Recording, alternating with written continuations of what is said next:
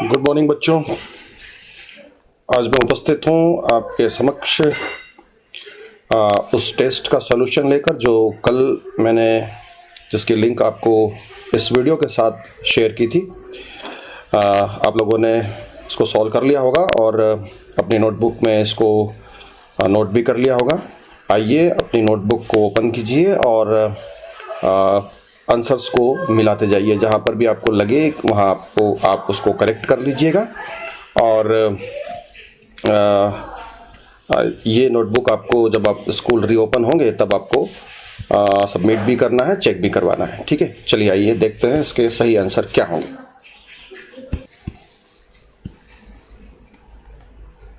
तो हमारा पहला क्वेश्चन था, write an experiment to show that carbon dioxide is necessary for photosynthesis, CO2 is necessary for photosynthesis, और दूसरे में हमें प्रूव करना है कि light is necessary for photosynthesis. ठीक है, तो इन दोनों एक्सपेरिमेंट को हम बारी बारी से देखेंगे और साथ में जब इन दोनों एक्सपेरिमेंट्स को हम देखेंगे तो आपके ये A B C D E F सारे आंसर भी आपको मिल जाएंगे। आप इनको भी नोट करते जाइएगा। मैं आपको बता दूंगा कि आपको कौन सा आंसर यहाँ पर मिलने वाला है।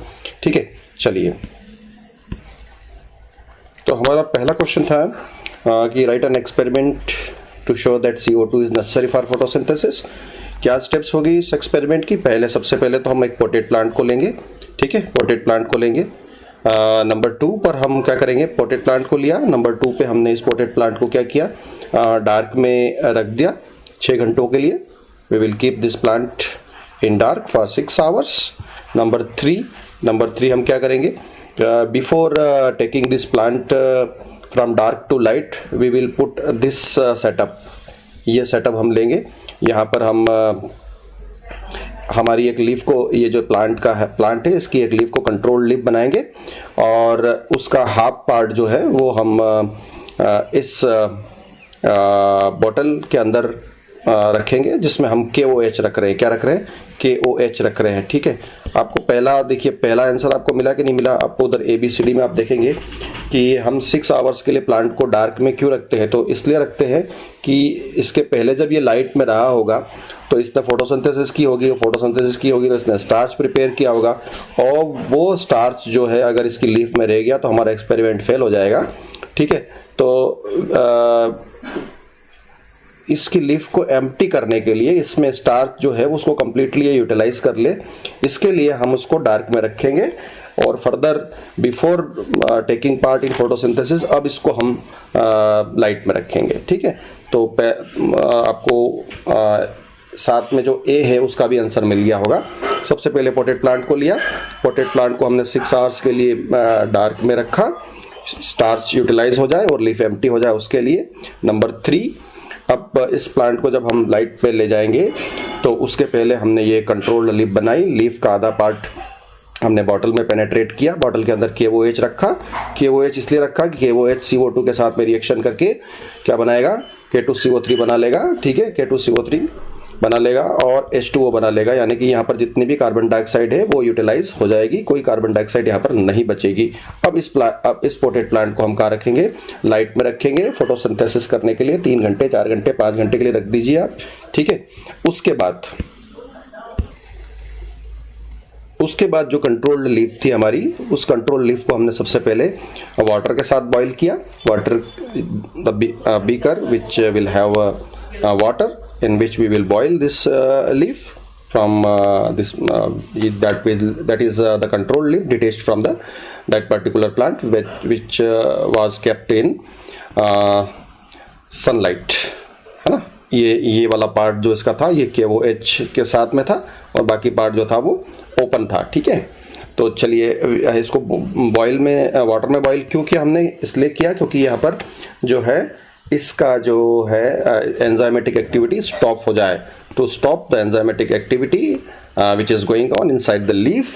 ठीक है, नहीं तो अगर एंजाइमेटिक एक्टिविटी होती रही तो मे बी वो स्टार्च है या नहीं है, जो भी है वो किसी अदर प्रोडक्ट में कन्वर्ट हो जाएगा, इसलिए। ठीक है, इसके बाद में हमने इसको एथेनॉल के अंदर बॉईल किया, लेकिन ध्यान रखिएगा एथेनॉल में हम कैसे बॉईल करेंगे। ये पहले एक बीकर लेंगे, उसमें हमने वाटर का फिल किया, उसके बाद में हमने एक टेस्ट ट्यूब लिया, उस टेस्ट ट्यूब के अंदर अल्कोहल रखा और इस टेस्ट ट्यूब के अंदर अब लीफ लेंगे जो हमारी कंट्रोल लीफ जो पहले ऑलरेडी वाटर में बॉईल कर चुके हैं उस लीफ को यहाँ लेंगे। अब इसको बॉईल करेंगे, ठीक है। क्यों किया ऐसा? To remove the chlorophyll of the leaf, leaf का क्लोरोफिल रिमूव करने के लिए हमने ये किया। तो अब आपको आंसर मिल गया होगा, कौन सा?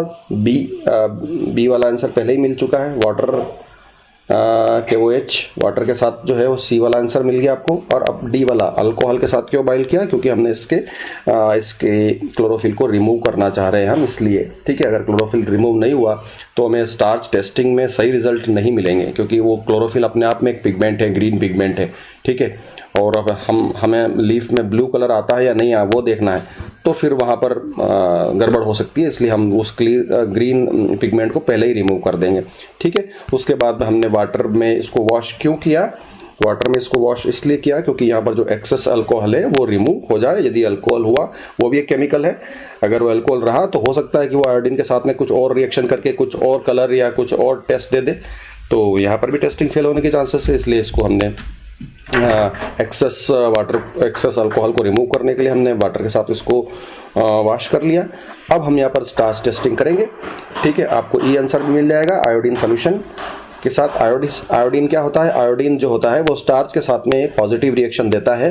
तो स्टार्च है या नहीं है ये जानने के लिए हम आयोडीन को पोर करेंगे इस लीफ के ऊपर। यदि स्टार्च है तो ये ब्लू कलर अपेयर होगा, नहीं तो वो वाइट ही रहेगा। क्या रहेगा? वो वाइट रहेगा। जो लीफ यहाँ पर ये अल्कोहल के साथ बॉईल करने के बाद में कंप्लीटली कैसी हो गई थी?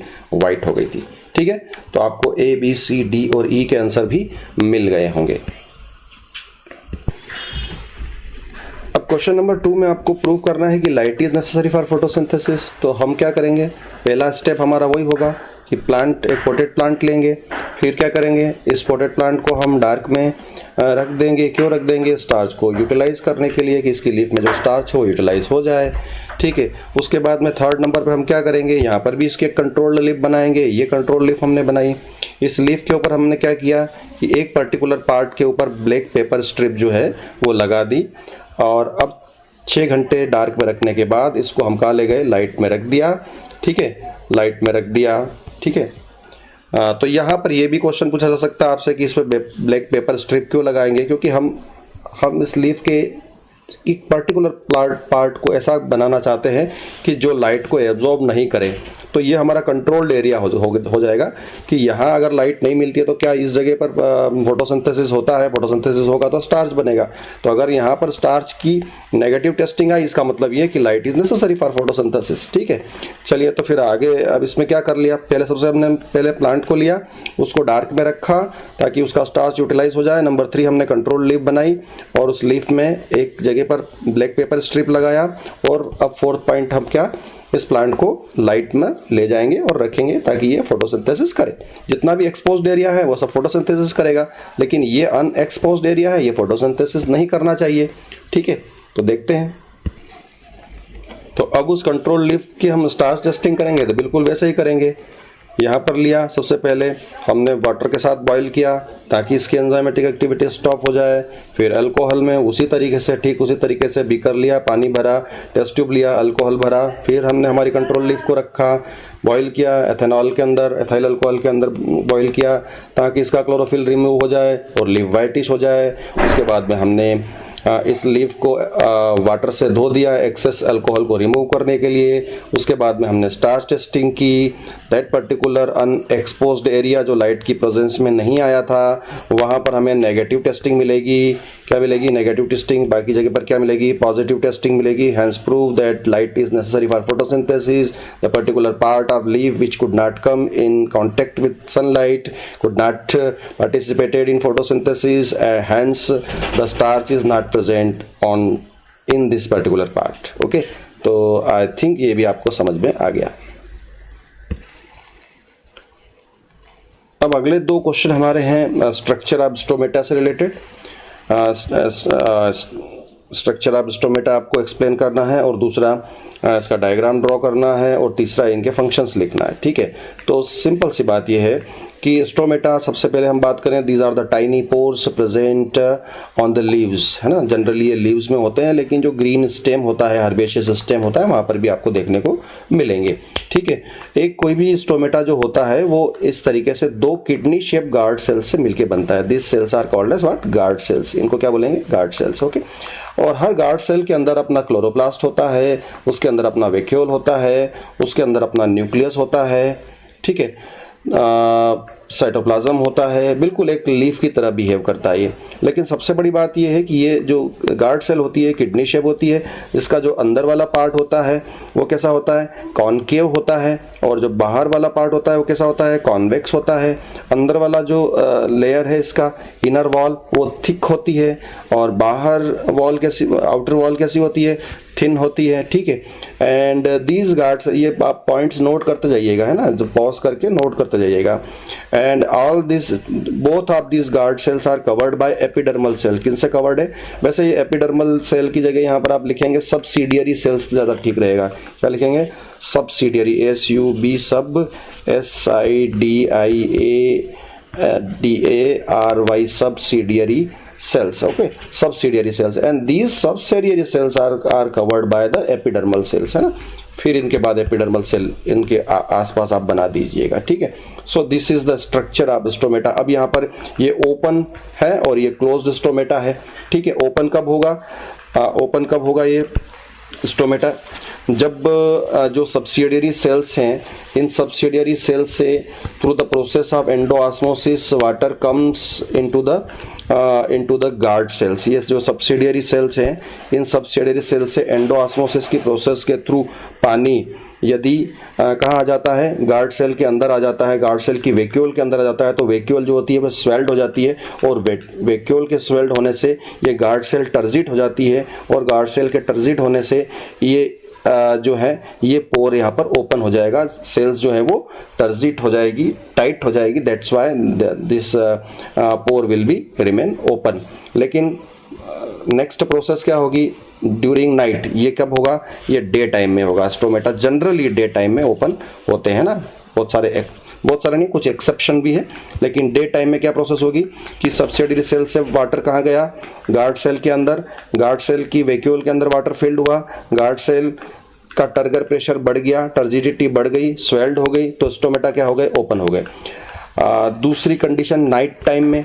नाइट टाइम में क्या होगा कि जो है जो गार्ड सेल है, उन गार्ड सेल्स से की वैक्यूल से एक्सोऑस्मोसिस हुआ, वाटर मॉलिक्यूल्स निकलकर सब्सिडियरी सेल्स के अंदर चले गए, गार्ड सेल की टर्जिडिटी कम हो गई, और टर्जिडिटी कम होने से गार्ड सेल श्रिंक हो गई, श्रिंक होने से स्टोमेटा क्या हो गए? क्लोज हो गए। जनरली ये नाइट टाइम में होता है, ठीक है। ये ओपन और क्लोज होने की जो दोनों स्टेप्स मैंने आपको बताई हैं, ये बिल्कुल रिवर्स है, वाइस वर्सा है, ठीक है। इस वीडियो को आप पॉज करते जाइएगा और इन स्टेप्स को लिखते जाइएगा कि what happens at the time of opening of stomata during day, and what happens at the time of closening of stomata during night, ठीक है। अब हम बात करते हैं स्टोमेटा के फंक्शंस के बारे में। तो स्टोमेटा का सबसे पहला फंक्शन क्या है? Taking CO2 eight the time of photosynthesis. जब फोटोसिंथेसिस करेगा तो CO2 को लेगा और ऑक्सीजन को क्या करेगा? एलिमिनेट करेगा, ऑक्सीजन को बाहर निकालेगा, ठीक है। ये फोटोसिंथेसिस में करेगा। कब करेगा? जनरली ये डे टाइम में करेगा। लेकिन नाइट टाइम में क्या करेगा? Taking oxygen and releasing carbon dioxide eight the time of night during process of respiration. तो एक ये आपके दो फंक्शंस हो गए, ठीक है। फोटोसिंथेसिस के दौरान और रेस्पिरेशन के दौरान एक्सचेंज ऑफ गैसेस, ठीक है। और ये भी वाइस वर्सा है, बिल्कुल ऑपोजिट है, ठीक है। और नेक्स्ट फंक्शन क्या है इसका? है नेक्स्ट फंक्शन है ट्रांसपीरेशन। क्या है? तो इसका जो फंक्शन है वो नेक्स्ट फंक्शन है इसका ट्रांसपीरेशन, ठीक है। ट्रांसपीरेशन का मतलब क्या होता है कि जो प्लांट हम ट्रांसपोर्टेशन के प्रोसेस में भी पढ़ेंगे, प्लांट जो होता है वो रूट के थ्रू वाटर को एब्जॉर्ब करता है, उसके बाद में फिर वो उस वाटर को स्टेम को भेजता है, स्टेम से वो ब्रांचेस को जाता है, ब्रांचेस से लीफ को जाता है, लीफ के अंदर जो स्टोमेटा होते हैं वो स्टोमेटा उस वाटर को वेपर के फॉर्म में एटमॉस्फेयर में रिलीज कर देते हैं। The process is called as transpiration. Exudation of water in the form of water vapour by the tiny pores stomata, the process is called as transpiration. Okay, और ये transpiration absorption में काफ़ी बड़ा role play करती है कि यदि transpiration नहीं होगा तो वाटर का एब्जॉर्प्शन भी नहीं होगा। ठीक है, इसको याद रखिएगा। That is why a great plant physiologist Mr. J.C. Bose was given the particular definition of transpiration. This is the necessary evil. Transpiration is the necessary evil. Okay. इसके अलावा ट्रांसपीरेशन के थ्रू ये जो एक्सेस सॉल्ट होते हैं, जो कुछ excretory material होते हैं, उनको भी अपनी बॉडी से एलिमिनेट कर देता है। So this is the end of this question paper. You will match the answer and write down in your notebook.